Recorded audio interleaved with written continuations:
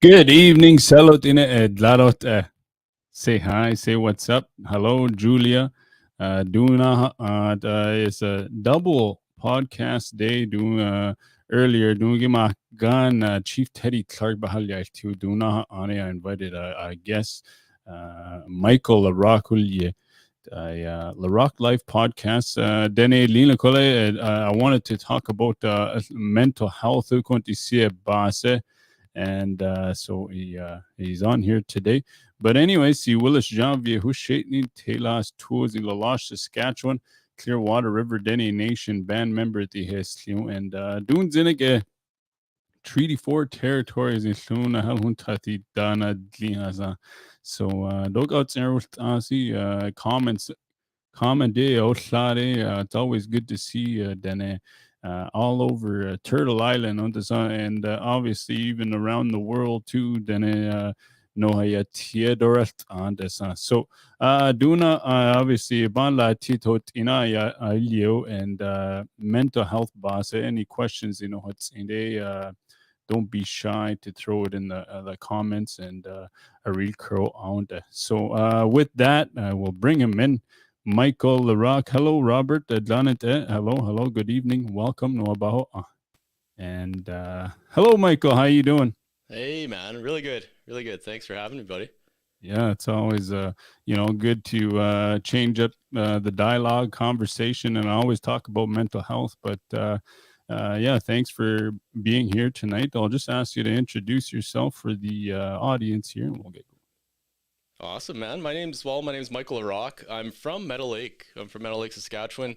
I'm currently in Red Deer now, but like I say, from Meadow Lake. I'm a bad member of Kennew Lake First Nations, and yeah, man. There's so much to go through. I don't know which avenue I want to go down, but like I say, I'm here in Red Deer. I work. Willis mentioned my podcast, Larocque Life. We actually rebranded. We switched names now. We're the Revived Couple. The Revived Couple. So Okay. it kind of worked a little better. Everyone was like, "What the heck is Larocque Life?" But then Revived Couple makes more sense. I had to came a long ways, and we can get into it. But had to revive my marriage.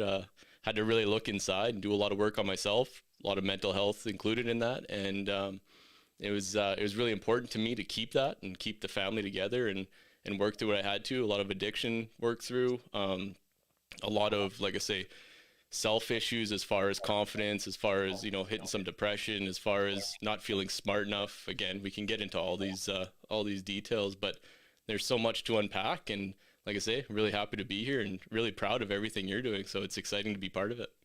Masicho. Yeah, I know it's always good. The Canoe Lake Young Guns, they actually went to the ship again there this past week, and very good for them to repeat that. In the 2 years in a row. Well, Didn't win, but it is. It's a big deal too. Like everyone, I mean, I'm a little older now, right? So back in the day, used to hang around native tournaments and play some native tournaments, and it's really great to see just that where hockey's evolved to for natives, right? Like it's pretty exciting. I mean, hockey's always been a big part of everybody, but the actual quality of hockey and the amount of like the players coming out of that it's pretty exciting to watch. It's really good hockey. Very good. Yeah, yeah. So let's get into it here. The revived couple. Now, I know you guys started off the Rock Life podcast. And kind of talk about how that came about, and maybe the backstory. Maybe we'll start from the beginning. Actually, I know you guys have been on a few podcasts with you, and you talk about the addiction part, and then also that leading to the marriage falling apart, and you know. Talk to us about what you had to do and what you had to go through. Yeah, absolutely. So I left home. I left Meadow Lake when I was, I think, 17 or 18. Can't remember, but it wasn't a bad situation, right? Like I had a pretty normal childhood, really, I guess as far as it can be. But ended up moving to Lloydminster for a few years, and in Lloyd, like you do, or like I did anyway. Really, I partied pretty hard in Meadow, and then went to Lloyd and just kind of carried that through with no one really looking out for me, right? I had to look out for myself, and so I drank a lot. That was my poison. I was drinking a little bit of drugs, but never really anything too major. But so I did that. I became a carpenter in Lloydminster. Thankfully, I had enough head on my shoulders to actually get a trade and do something. So I came out of there as a carpenter. still, like I say, drinking was a big part of my life. And then I met a girl in Lloyd, followed her to Red Deer. She went to school in Red Deer, followed her here, got a job, kept working. Like I say, kept drinking, just living normal life, right? Like I'd work Monday to Friday. As soon as Friday work ended, I was on a go till Sunday, and then back to work, and just kind of repeat that cycle for years and years. And in that, Laura stuck with me that whole time. We ended up getting married, thinking that, marriage is going to solve all our problems. Or once we're married, she thought anyway, she thought, okay, he'll change once he's married, and we can have this storybook ending. But is pretty funny in that, because I I used drinking as a big crutch, right? Like I use that to hide my feelings, like most people, anyone, right? Like use that to hide my feelings, use that to deal with stress from work, because as I was working, I was very fortunate in growing up on a small farm. So with that, it paired really well with carpentry, and it just like problem solving, working hard. You do any of that and you can climb the ladder quite quick. And I ended up in supervisor roles really young, and it just kept building from there. So I was always kind of stressed out, didn't really know the proper way to deal with it. So I just hid behind the bottle, and it worked out really well for work. It never caused any issues there. But like I say, my personal life Laura was the one that wore the brunt of it. Like most of us, right, with our wives or our girlfriends, always have to deal with that. And it's pretty sad, like listening to her story and her talk. She spent so many nights, crying herself to sleep, wondering when I was going to come home. And, I was blacked out drunk somewhere. Don't remember any of it. Right. So it wasn't just a one-off thing. That story played out way too much. So we're married for a few years. Like I say, that story keeps repeating itself. She finally says, okay, enough is enough. She went to counseling herself. She kept trying to get me to go. But like most men, I was like, I'm not going to counseling. I'm not going to talk to anybody. I'll solve my own problems. And so she was doing work on herself, and she finally said, okay, it's time we're gonna get a divorce. We're gonna get rid of this. And I was okay with it. Like I loved her. There's always love there. It wasn't like it was any of that. So I wanted to see her be better, and I was just holding her down. So we agreed. We gave it about 3 months, saying that, okay, we'll make sure our stuff's in order, our money's in order, make sure everything's kind of split up. We didn't have kids yet then, so it was going to be a pretty easy breakup. And in that 3 months of kind of letting go, I guess, of anything, I really fell back in love with her. I was starting to straighten out a little bit. I was finding some different hobbies in my own, because thinking, I was like, okay, well, I'm gonna be a single guy, might as well do what I want to do. So I went and bought a motorcycle, went and doing all kinds of stuff, right? And just getting into my living my own passion, just being me, right? Not trying to worry about anyone else. And Laura was doing the same. She was really blossoming and just doing her own stuff. And in that, we both realized, like, I'm really happy, she's really happy, working on ourselves. And then when we came together, it was like, well, I really don't want to break up, like I don't want to do this. And she kind of felt the same. And so we ended up staying together. But with that, she did say, okay, something has to change, like something big we gotta change something. So we ended up selling all our stuff, put the rest in a sea can in storage. And then we moved to London, England for 2 years. So this was in 2014. Moved to London, England for 2 years. I completely got away from construction. I didn't want any part. I just wanted to be kind of done with it. So I ended up with some sales jobs in London, and it was ridiculous. And that's where I did so much growth. In 2 years, I completely changed who I was. I got to just reinvent myself over there. And it was a wild time, man. Like the amount of experiences, I mean, it can go on for hours over there, but just taking that leap of faith and doing something completely left field. I mean, moving halfway across the world. What was the thing? We had 3 bags of luggage, 2 one-way tickets, and we had 1 week of Airbnb, and that's all we had planned. We had no other plans. Just kind of made it work, and got jobs, and ended up finding places, and it ended up working out really well, because the job I did get, I got a sales job at this really fancy high-end gym, and it was commission based. So we didn't live like travelers. It was pretty awesome. Like got a really fancy brand new condo right by the river, and like just got to do all these different experiences and travel all through Europe. So like I say, with that, I realized that there was so much more to life. Like I always thought it was, work, pay bills, try to figure out a way to deal with the stress, and you get old and you die, and that was kind of life, right? That's all I've ever seen. That's all I was around. That's how things were. And Mm-hmm. getting to see other people do things and getting to see just different people like work in different jobs, being entrepreneurs, finding ways to make other like different money, dealing with, stockbrokers in downtown in the banking district, dealing with entrepreneurs and they call it Old Street. So there's a lot of startups and entrepreneurs and just different ways to make money. And it was like opened my eyes to so many different things and realized that there is so much more to life, right? And not just and hitting your feelings head on too, because I got to meet all these crazy wild people that the conversations weren't just surface level, how's the weather, work sucks, okay, carry on. It was like conversations were just for hours. You could sit there and talk about life and feelings and all kinds of stuff, and it really opened a person up. And now I brought that back home with us here, and it's really changed my life, and it's changed a lot of relationships I have. Obviously, a Mm-hmm. lot of people had to, they kind of broke off naturally, but I had a lot of friends, or it seemed like I had a lot of friends, but I had a lot of acquaintances and a lot of drinking partners. Essentially, is what I had, right? So, Yeah. ended up finding out who I got a couple good friends, and that was kind of it. And but it changed a lot of conversations I have, a lot of relationships I have. It so many things evolved off of that.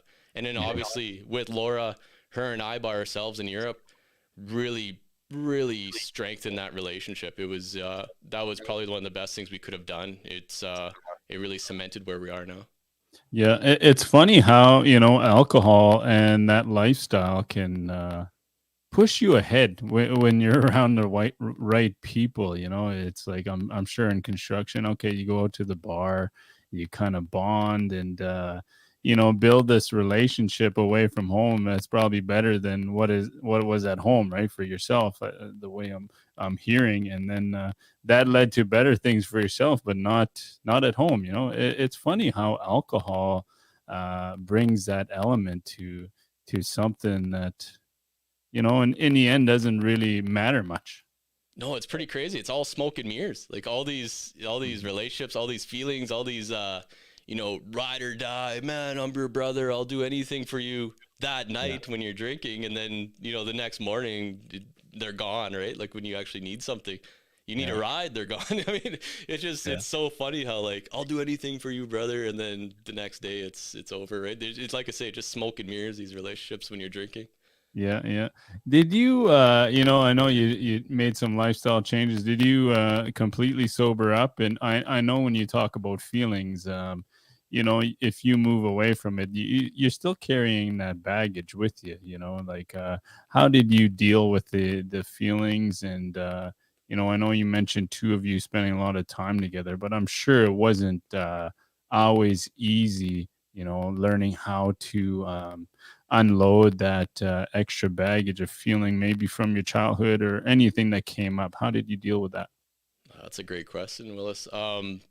Yeah, no, and I talk about it a lot now is so I did a lot. I went to a lot of AA meetings, working with some people and just a lot of again, a lot of talking and a lot of dealing with things around the drinking. And with that being said, I mean, I'll still drink, like I'll still have a beer or two every now and then. I obviously I don't drink to hurt myself anymore, is what I tell people, Mhm. or to black out.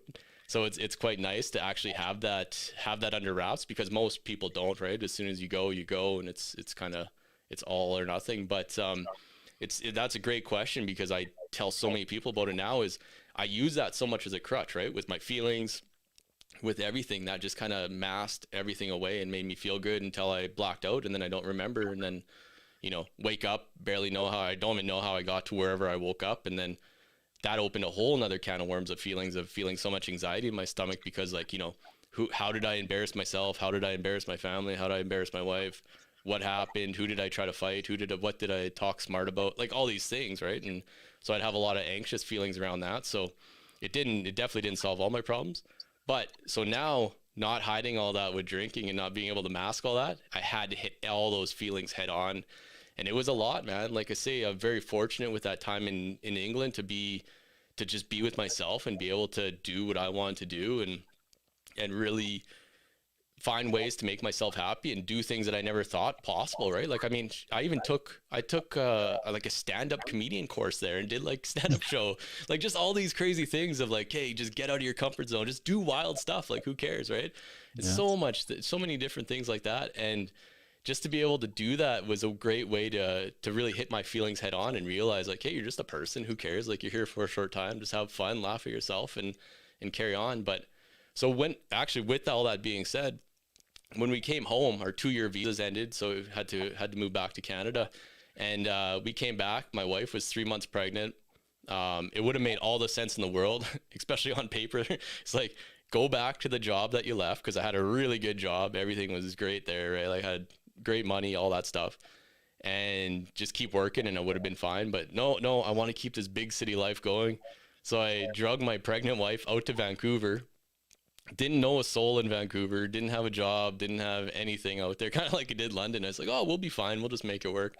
Meanwhile, being pregnant, like, there's a whole bunch of different responsibilities in that, right? But ended up going out there. I tried selling cars because, like, oh, I'll be in sales, I can sell cars. Ended up getting a job at in Surrey. So I was the wrong kind of Indian trying to sell cars. So it didn't work too well in Surrey. They're like, look at me like, hey, we don't want that guy, we want that guy. It's like, oh, thanks, buddy, make me feel great. So I mean, it didn't go well. So I chalked that one up as a a lot of learning lessons that year.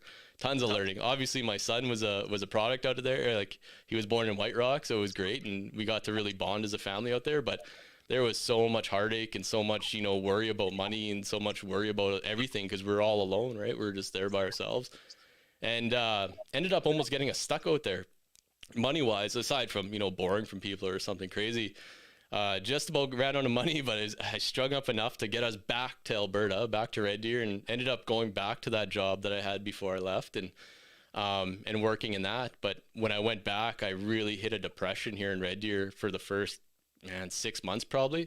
Like, I was working, got us back on our feet. We're comfortable, all that stuff, but I just felt like the biggest failure. I couldn't. It was so hard for me to take, like, going from such highs in London to such lows in Vancouver, and then getting back to Red Deer. And I was like, man, all I did was hit pause on our life for 3 years. I'm a bigger failure. I'm farther behind than we were when we left. Mm-hmm. And it would have been, and that's where it just killed me, because I wanted to, just get back into drinking, right? To hit all those, to hide all those feelings. But I never did, thankfully, never used that. And had to really hit everything head on. And it was a struggle, but got through it. And a lot of looking inward, and a lot of dealing with a lot of things, and a lot of talking to people, just talking, not therapy or nothing, but just having good conversations with people. A lot of older people. I don't have elders around me, but I kind of equate a lot of these older guys as kind of an elder group to me, of a lot of wisdom, of people been there, done that. I got a group of men that I talk to. There's guys in there that have been married 3 times, guys in there that have gone bankrupt so many times, guys who've done all these things, right? So there's so much learning from previous generations that I really took a lot of that in, and it kind of got me to where I am. Again, I'm very fortunate too, right? With my wife, Laura, she had her own stuff to deal with, and she dealt with a lot of it, and still is. Like, it's all ongoing, right? We're always dealing with stuff, but very fortunate to have her as a partner to be smart enough and to be emotionally aware enough to not throw things in my face, right? And I say I'm the same way with her, but it would be so easy for your wife or your girlfriend to use that as ammunition against you and make you even feel worse. But I'm very fortunate to have that in my life. Yeah, I remember. I got called a cokehead one time. I didn't like it, But in all actuality, like, I was, and it's funny how, when you mentioned, these guys that went through bankruptcy, marriages, and they did all these things, that's huge in itself. We can say that, no, it's not a big accomplishment. I'm saying you got this high-end job, or it's not that, but they made it through something that is very hard to deal with. And now we see a lot of people that are going through that stuff, like you mentioned before, counseling. Okay, before 2013, counseling, what the heck is that? And now, as you sit here, you've been around people, and you've gone through depression. Do you think, before you moved and all that stuff and made these changes, that depression kind of caught up to you a bit, okay, you had this attitude, we'll do this, we'll try this, but maybe some of that old stuff came back, or maybe you just bit off more than you can chew, or is it just adding a child to it too? Was that all in itself together, or is this some of the past stuff coming back? Uh, Another good question. I think that was a little bit of everything balled up there, Willis. Like, um, a lot of my childhood, I like I say, I grew up I was very fortunate, but I was quite a bit younger than a lot of like my oldest or my next sibling is 5 years older, so I was never really had that kind of relationship with my siblings. It was more like my sister's 10 years older. I mean, I always talk to her like she's my mom almost, right? Like, I really love her, and she helped a lot of things too, right? So, I didn't have a lot of that, and then my parents were a lot older as well, so I didn't get all those I don't know what you want to call them experiences, but at the same time, not like so many people didn't, right? So I'm not using that as an excuse by any means, but had some stuff in there. My mom had a lot to deal with because of um, a lot of her childhood and a lot of neglect and a lot of just everything, right? She was in Al Lacrosse, Buffalo Narrows, all through that area, and she bounced around and was raised by different people and all kinds of crazy stuff. That's her story, but she had a lot to deal with, and I went around with her a lot with being the baby. So I was around for a lot of the drinking and a lot of the stuff that I seen, right? So it was there's a bit to take in with that, but then there's just life, right? Like so much stress and bills and things that I just wasn't equipped with. Like most people aren't equipped for, right? Like when all that stuff hits you, they don't teach us. No one teaches us anything. And like I say, I grew up on a small farm, so it was kind of like you just survive. We were broke, like no money, so you just get through it, right? And that's how I did it. And there's a lot of stuff there. And then obviously work was stressful, and I realized as well, like kind of fast forwarding a little bit, but I just a couple of years ago, and I last year, I don't use this as an excuse by any means either, but I finally got a bunch of assessments done, and I'm very dyslexic as well. So Hmm. that kind of threw a wrench into things as far as like understanding, because I got thrown in all these positions of high positions, and then get there and going through spreadsheets and contracts and all these other things, and like my mind was fried by 9 a.m. and I just couldn't wrap my head around it, and it was so frustrating for me because normally when I try something I was like generally pretty good at it, and get Yeah. into this stuff and I was like, oh, is it just torture? So there was a lot of stuff that I would hide from and run away from, but at the same time, the more you hit it and the more you talk about it, and like I say, these kind of platforms where we can talk about it, and hopefully there's people listening that it strikes a nerve with them too, and realize that you're not alone, right? Like, I mean, my spelling's like a great tour, but at the same time, I still got crazy jobs that you can still do, right? It's pretty ridiculous. Yeah, a lot of good stuff there. When you mentioned, going through living everywhere, and how not dealing with your stuff, and then going forward, how you've dealt with all the stuff, even though you decide to, okay, I'm gonna sober up or clean up or act, whatever it may be. Some people, they can, like you said, they can have a beer. Some people, they can't. They got to be completely straight. A lot of the things you got to deal with. It's not always rainbows and sunshines, and that's one thing, I guess, indigenous communities too. A lot of the lateral violence that occurs to, it might be, oh, you think you're better than me, or something like that, and it's not always like that. As we hear your story today, you know it it's all about the feelings. It's not just the alcohol. The alcohol is just a crutch, like you said. It's about dealing with the mental, the childhood, all the stuff we deal with as indigenous people, that is in the last couple of years, that has really been put out there now. It's really been put out there and talked about, and it's good. And going forward, you kind of you got into Larocque Life. I know that podcast, and then what was it that made you guys decide that, okay, you're going to help people and bring this conversation to platforms like this, and make it a profession for the two of you? Yeah, well, like I say, all the work we did together and the growing we did together. I mean, we were together from I was 19, she was 18. So I mean, like we grew up together, right? Is what I say, because there's so Mhm. much of that we just did life together. And after all the travels, everything like that, and obviously having a son and all these different things, my wife continually working on herself. She always works on herself. She helps so many other people. And then obviously myself really jumping into mental health, really jumping into personal development, a lot of fitness based around that, and then there's so many other things that I did with it. But we're able to have such good conversations because we had to learn, right? Like we take different courses, we talk to different people, but we had to learn to communicate as a husband and wife. So I was really good, like most men. I would just shut down. Like I was so good at that. I could just shut off. It's like no, and then not talk for like 2 days, man.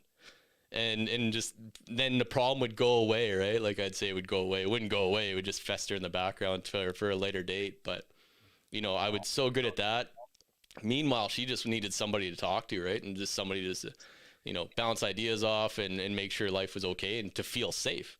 Mhm. So by after all this stuff that we do, we're extremely good at communicating with each other. So we would have these crazy talks. This was only like 3 4 years ago. Like we'd have such amazing talks in the evening, right? Like I'd come home from work, we could sit there once, maybe Lennox was in bed maybe, and then we could sit there and have a real conversation, and I could listen to her and give her my full attention and really appreciate what she was saying and just let her come at me, right? Like most women, they're in their feminine, they're kind of a hurricane of emotions, and they just need to get stuff out. Like they just need to talk, right? Talk and get it out. You don't, as the man, you don't need to solve the problem. You don't need to figure out a way to make it easier. You don't need to figure out any of that. Just got to listen, right? So, but we're having these awesome conversations, and it was just between her and I, right? And I would, I'd talk to a few people about them and stuff, and they'd be like, "Whoa, I don't get that with my wife, or I don't get that with my partner, or whatever that is." And so I pushed really hard to get a podcast. Like I was like, Laura, we got to do this. We got to talk. Like we just got to talk to each other about whatever random topics.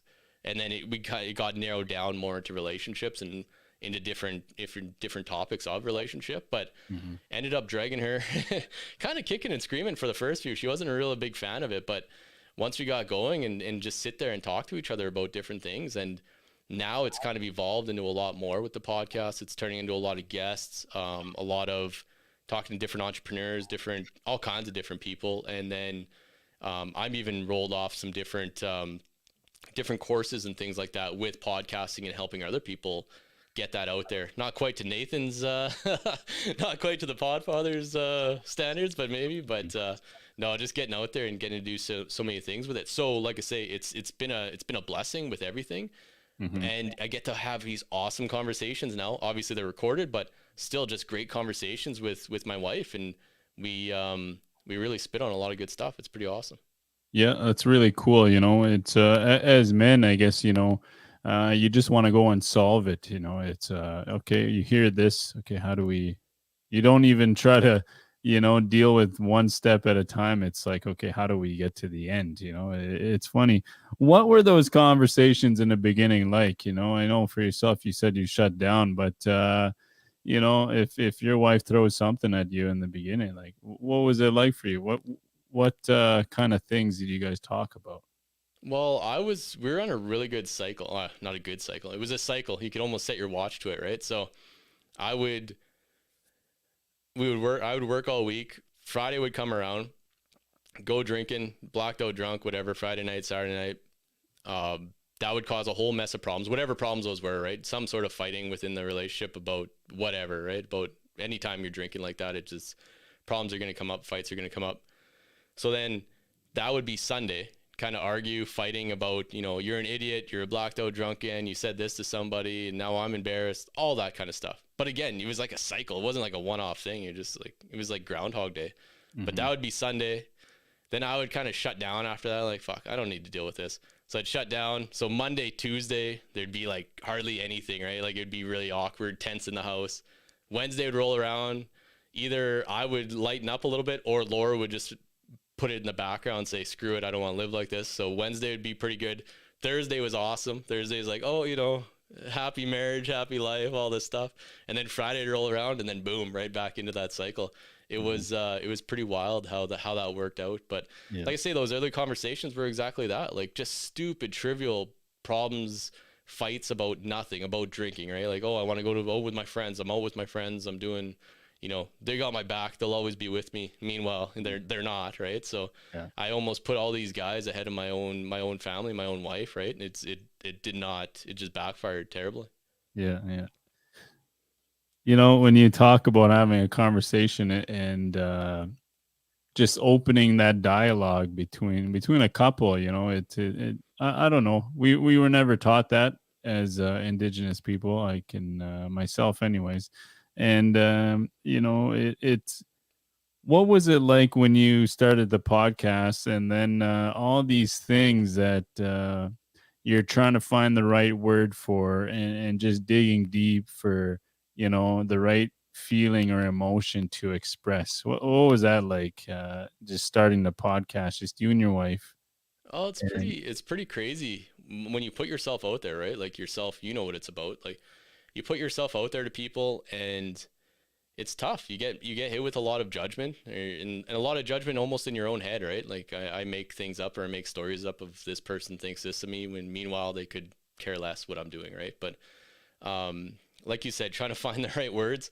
I used to swear a lot in my podcast because I could never figure out the words, so I use the F word like a verb. So I always tie things together with that. But getting that under wraps a little bit. But I mean, um, it was really difficult at the beginning, and then I talk about it a lot with men and vulnerability. So I had to make sure I was vulnerable. I had to open myself up completely, and a lot of people in relationships, not even maybe not even relationships, but say that drinking piece, or like you said with the coke, like, oh, you're a cokehead.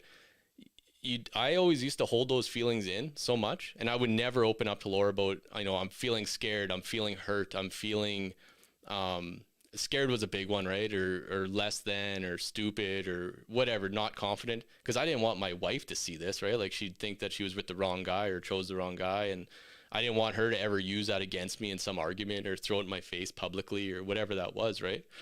Which in hindsight was silly. Like that's what that person's there for, right? To a point. You can't be verbal diarrhea either to your wife or girlfriend, because they need to feel safe. That's the big thing in a relationship, right? And that's what we talk a lot about. As long as she feels safe, then we have a really good program right now. It's called Safe and Wild, where you make your wife feel safe, and then that allows the relationship just to be wild, because the man, you get to be what you want it. Like, do you stay on your mission, stay in your frame, and then she feels safe. She'll come with you. She'll follow you. She's, hey, this is my leader. This is my man. I'm good with that.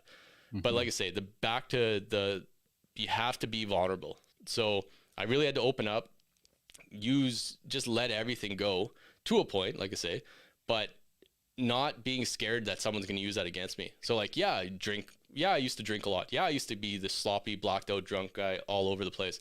But you can't use that against me. Yeah, that was me. Now I want to use that to help people. You can't throw that in my face. You're like, oh, there's a drunk Indian. You're like, yeah, so I was, but I'm different now. Or like, hey, there's the dummy that can barely spell his name. Like, yeah, okay, but now they have spell check on iPhones, so I'm okay.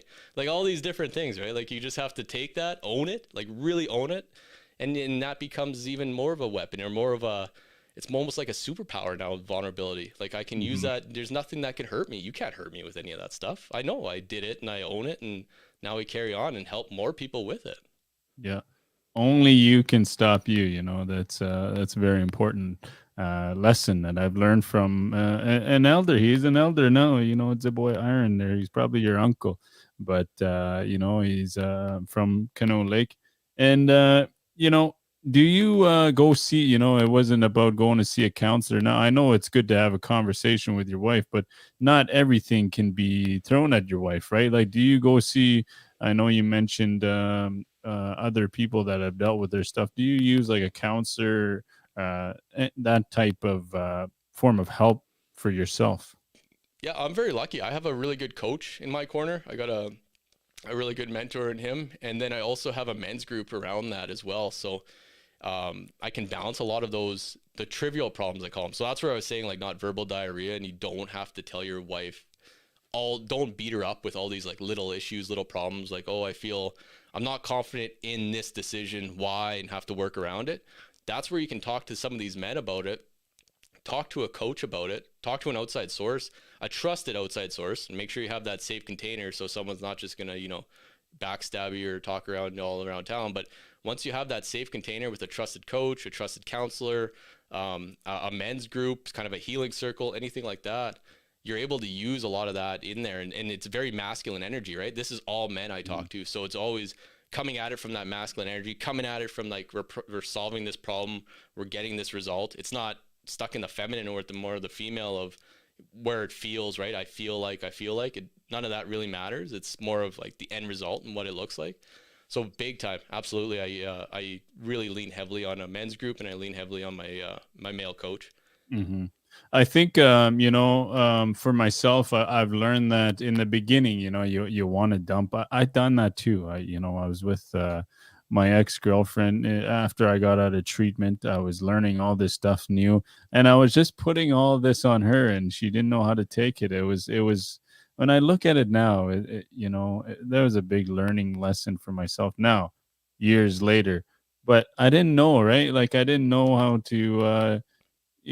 Go around. She's probably, it's all about being on the same level. She wasn't there. I wasn't there. We just weren't, And I would do that. I would tell her things that I had done while I was drinking. And that's not something you do. You're like, okay, I cheated on you or something like that. And you don't share that. It's something you deal with, on yourself so you don't do it again. And those are some of the lessons, that I've learned myself, but maybe something you have picked up over the years too. Absolutely, right? And it kind of went back to that feeling safe. Like a woman just needs to feel safe and getting back into like instincts, right? Like back, call it 300 years ago, 200 years ago, for 100 years. They had to find the right husband to feel safe with, to have kids with, that know that they're going to be protected, know that they're going to be cared for, know that they're not going to go hungry, right? And they have to make sure that they like we're not that evolved, right? So I mean, we still have to feel safe. They have to feel protected. And I mean, telling her all these drunk stories or worrying about, what color to do something, or like wavering back and forth on a decision for weeks or months on end, that is not going to fill her up with the warm and fuzzies. That's not going to make her feel safe. That's not going to give her confidence in choosing the right man. Or like, Mhm. oh, this guy at work hurt my feelings. Like, okay, well, I should go be with that guy because he's going to be a lot stronger. When something hits the fan, he's going to be able to feed and protect us, not you, right?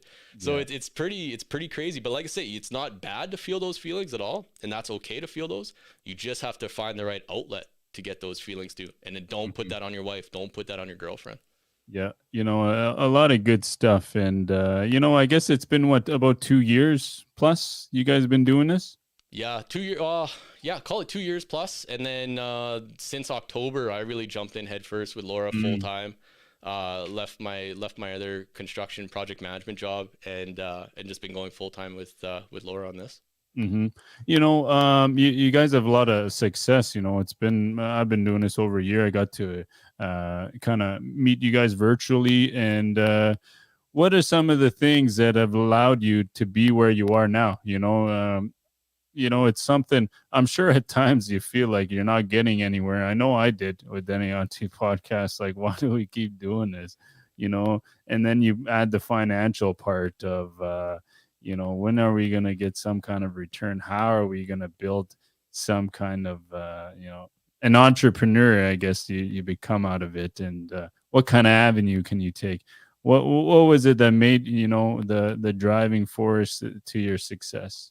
Oh, there's a lot of things, and a lot of things that are still, every day you wrestle with those, right? Like you said, the ups and downs. And Laura and I were just talking about this yesterday. Of She was saying, I used to be so gradual, and like if there was a dip, the dip was longer. If there was an up, the up was a little longer. But now, when you're really in the heart of full on entrepreneur, full on, this is our life. It's like up, down, up, down, up, down, and that's by lunchtime. You know what I mean? Like there's so much there, but consistency. It's like life. It's like work. It's like school. It's like anything. You stay consistent with something and just like just keep on working. It'll pay off. And I tell this to a lot of people because, like I say, fitness is a big part of my life as well, right? So consistency is key. You can't eat one salad and think you're going to lose weight. You can't work out once and think you're Arnold Schwarzenegger, right? Like it takes years of just consistency of doing things, right? And same with this podcast. Like the first few, like it's like that with anything, right? You're so awkward at first. You don't know what to do. You're even this, like, I mean, your opening, your graphics, everything's like on point. Everything looks great, but that didn't happen the first time you did it, right? Like it takes so much time and consistency and screwing up and falling down and feeling like an idiot, but still showing up and doing the work, talking to yourself, right? Like a lot of these podcasts, it's like, I don't think anyone's listening. I don't think anyone's going to download this, but you just keep talking. You try to bring that energy and you're just like, okay, this is going to pay off. Someone down the line somewhere is going to listen to this. And I just always had it too in the back of my head is like, man, if there are just 1-2 people that, felt the way I felt or do the things I did. And if any of those stories kind of resonate or hit, or, if we can make any kind of relationship a little better. And the big one with that is like, if we can help the relationships, that's why we took that avenue with relationships, is like, if we can help relationships, the kids on the back end of that are going to flourish. So that's always the grounding, or that's always like the driving force behind it all, is like, if you can make sure mom and dad are okay, those kids are going to have an awesome life and an awesome upbringing. Yeah, there'll be problems and there'll be issues or whatever that is, but people will be able to get out of them a lot faster, and those kids won't have to suffer in any kind of weird situations or have, traumas that they got to carry through their whole life and then pass it on to their kids and just carry on that freaking cycle, right? So ending those generational traumas and then and moving on. So that's obviously a big driving force. And like I say though, with with consistency is like the biggest one that I can say, is because there's so many times it's like, we just got to stop. Like, what are we doing? I'm editing podcasts at like 1 a.m. and like, for nobody to listen to it, but I'm still editing it and putting in all this work, and it's just like, what the heck am I doing? But like I say, it's starting to pay off now, and it's starting to roll. Yeah, it's funny. I took a radio and podcast production class my last semester, and you just got to look at it as one person listening. It's not, you're not trying to reach thousands and thousands. It's all about just one person. It's funny how we tend to play, and especially myself as a live stream, and then I podcast that way. So I can see who's watching or any of that stuff. But then that made me change my mindset. I don't, okay, even if I'm listening, I'm talking to nobody and I can see that, okay, I'm going to keep going. Somebody's going to pick it up, you know, because of that. I've had people in Russia reach out to me. I've had people in Arizona reach out to me and share with me all these things, about what I'm doing, and I didn't know anything, and there's always little tweaks in that. So, I see that a lot of good stuff from your the podcast, and how, everybody is different. They have their own way, they have their own niche, and you talk to me about you now getting into an indigenous engineering firm, I believe. Tell me a bit about that. Yeah, we were talking about that before the show. So nothing's finalized yet. It's still very early days. We're just kind of talking back and forth. So I left my previous career. I again, very fortunate. So in Lloydminster, I started as a carpenter, took my first year there, and then moved to Red Deer and went to school in Red Deer to finish it out. So I ended up with my journeyman ticket, Red Seal journeyman.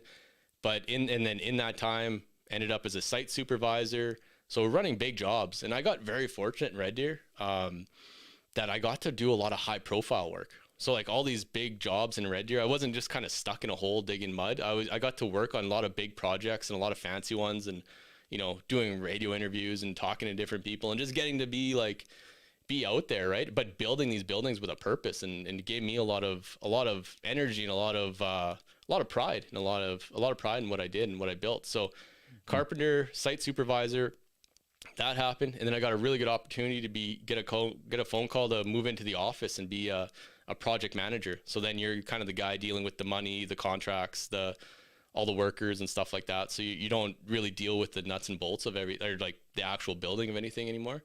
Mm-hmm. So I did that for 3 years.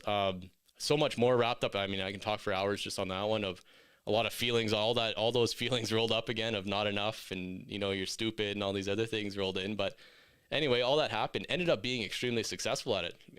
Turned out it worked out really well. But like I say, it was really tearing me up inside, and a lot of stress involved with that. And like I say, with with being diagnosed, dyslexic and stuff, and it was pretty bad. So it was just hard on the brain and hard on my system.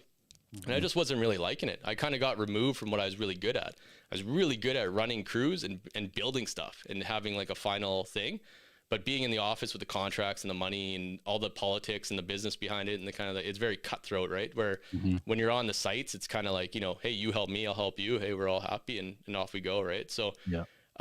it was nice getting away from that now. So like I say, about eight months removed from that and get a phone call from a guy that's, we're, like I say, it's still early days and we're still trying to figure out what it even looks like, but it's all indigenous. It's all a lot of Aboriginal work. But it's an engineering firm that really helps bind the two together, like helps the community between the contractor, where it's like that used to be so messy. I've project management a few projects out in Massachusetts, and same thing is like I went in there with all the intentions, like I want to help out, buddy. Like I'm on your side. I'm an Indian man. I want to help you guys, and we're not gonna none of this screwing around with money, none of this screwing around with time, all that stuff. Like this project's gonna get done right. And then it still got really clunky just because of all the tribal politics and money and all these different things, right? It still got so messy. So I was actually going to start on I was just going to branch out on my own and do my own business of trying to be like that liaison between the two.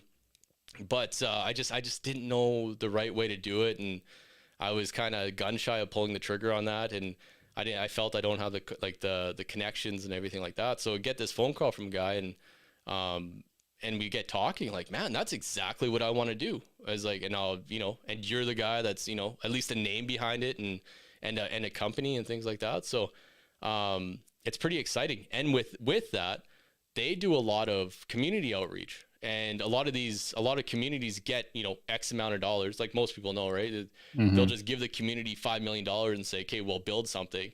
And then they end up building, a building or a rink or a hall for all of that $5 million. And then they have no money to upkeep it, no money to train anybody how to run it. And then it just kind of goes to the wayside. And then they're like, oh, we just gave those Indians all that money and now it's all wrecked again. But they didn't give anybody any tools to help freaking run this thing or solve any of the problems. So I really want to reach out and start building up carpenters, start building up tradesmen. Because I say it all the time, like I've been around construction like since I've been 17. And I have not ran into another Indian site supervisor even on these larger commercial jobs. I haven't seen that. I haven't. I very rarely see an Indian, running a crew even of like plumber, electricians, any of that, right? Like I just don't see it, and it sucks. It kills me. Like they're either tying rebar or sweeping the floor or something. And it's like, oh yeah, we had to hire that Indian to meet the code or meet the freaking regulations so we can get paid for this thing. Oh, but you're an Indian, Mike? Oh, it's awesome because it's Indian. Now it's an Indian ran job. We can talk and brag about it, all this stuff, right? So getting back to that and like, okay, I want to build these carpenters up. If there's a site supervisor somewhere, like a native supervisor that needs help, that has questions, that doesn't want to feel like an idiot going to his boss or asking people around, I want to be that mentor to help him and build him up.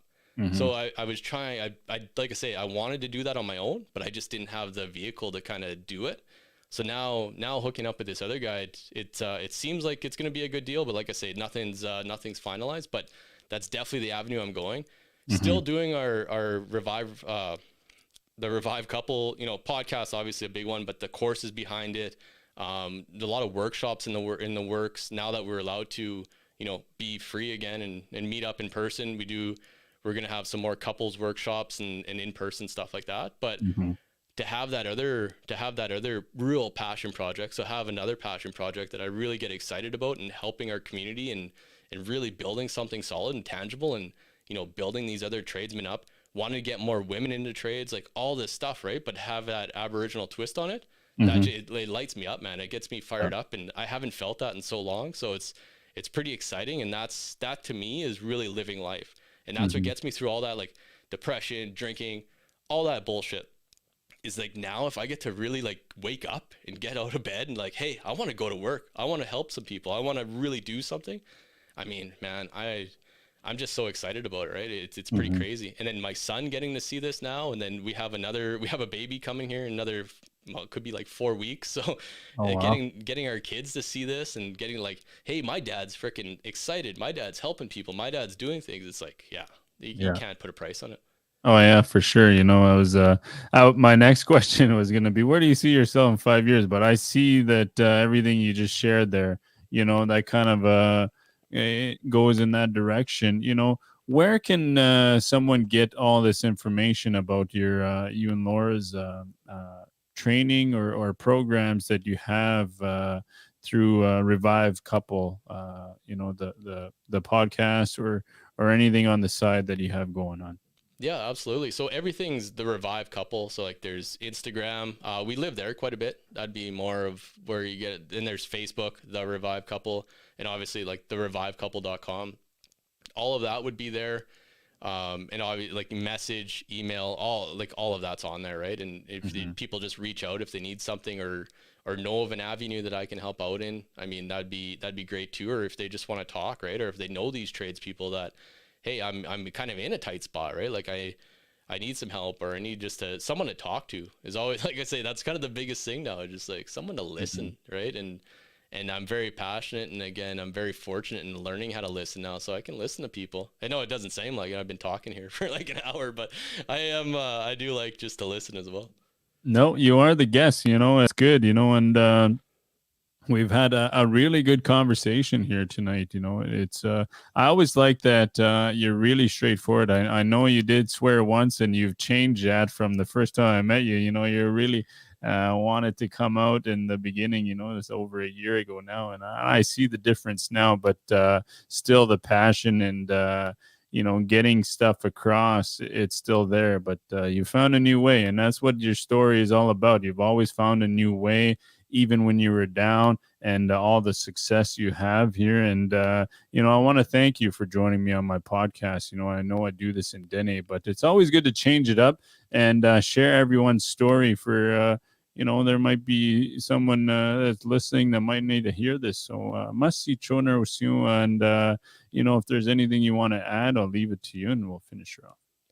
Yeah, man. Like I say, I'm just very very fortunate to be able to do these kind of things and to know people like you and to have those connections. And I mean, it's exciting. And I say it all the time. Like I'm so proud of all these people. I'm so proud of you, like for everything you've done, right? And to come through what you've come through, to have what you have now, and to keep pushing and keep working. And nothing's easy. I know that better than anybody, right? So I mean, just to keep pushing and keep working, it's awesome. It's so great because there's, like I say, so many times anyone could just give up, but giving up doesn't do anything. That's not going to help anything. All those problems are still going to be there. So you might as well keep pushing and keep going, right? So, like I say, just very fortunate to have you guys around. And if anyone needs anything, obviously reach out. And that's just it, man. I'm just very fortunate, and very proud, and thanks for having me. Must see Cho Mike Larocque, and well, in the future, I'm sure we'll be chatting again soon. Alrighty, salot in a kui Micheal Larocque dilat Meadow Lake at Canoe Lake band member the Helio, and doing Red Deer now there. Some of the things I just wanted to bring on do that that dialogue of the conversation, mental health, who don't you see it, and who ya konti invite us kla duna so sinesa kontu bagasi ya tide cuz hun adelant ailaza that the mental health bas no nikech out to la ta see koni see bas na bahana yen the and that hu ya so I hope arrest azi la see he true yet or else I another day. Yeah, the Celotina Gabide, Noel Huntati Dana Dliat. We're going to the Navajo Nation tomorrow. Do Jani Velena, their beardies and Hanenjai. Jason Bitsui, Hulye, is Navajo tomorrow night's guest. Gabin 6:30 ga Balhuntati Das. So, a Navajo, the Halde, the Noya Tiet Alant Ilondala. Ja, se halt azan kolet el ti hadua so yiti ban lai tot ine ya tia had nadli azan. So with that masi choner ho sum selot in a dun te hu tes gabine atladan el ti nadli no sa masi cho a ho good